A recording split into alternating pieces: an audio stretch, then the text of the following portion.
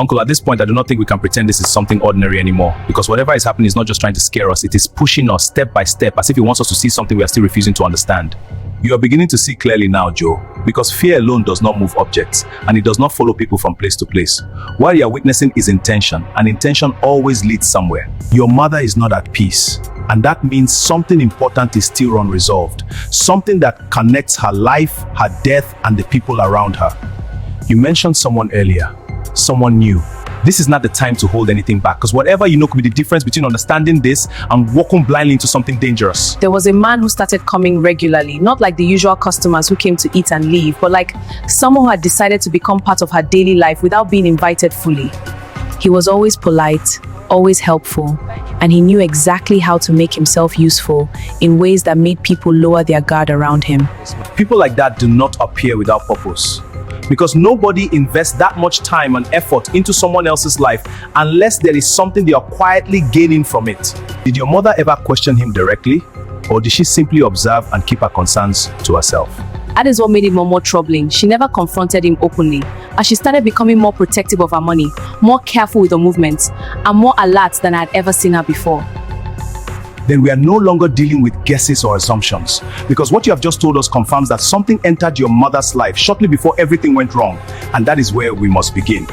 Uncle, we cannot waste time here. If this man is still around, then someone must have seen him, spoken to him, or knows exactly who he is. I cannot shake this feeling that we are walking into something that is bigger than we expected, because every answer we get seems to open another question. That is because truth does not come all at once, Joe. It reveals itself in layers, and if we are patient enough, each layer will bring us closer to what we are looking for. I understand, Uncle Moses. This palm wine is strong today. Strong. It's perfect. Perfect for an argument, you mean? He's right. Remember last week? That was your fault. Enough.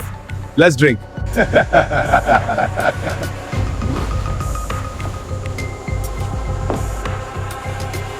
Look who it is. The way you two are walking into this place tells me you are not here for palm wine, and men who walk like that are usually carrying questions that people do not like to answer. And men who speak like you usually have answers they pretend not to have. A woman is dead, and her spirit is not resting.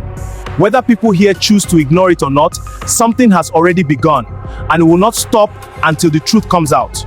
We are looking for a man, someone who entered her life shortly before her death. Someone who made himself useful enough to be trusted. I know the kind of man you are talking about. And if it is who I think it is, then your problem is not just about stolen money.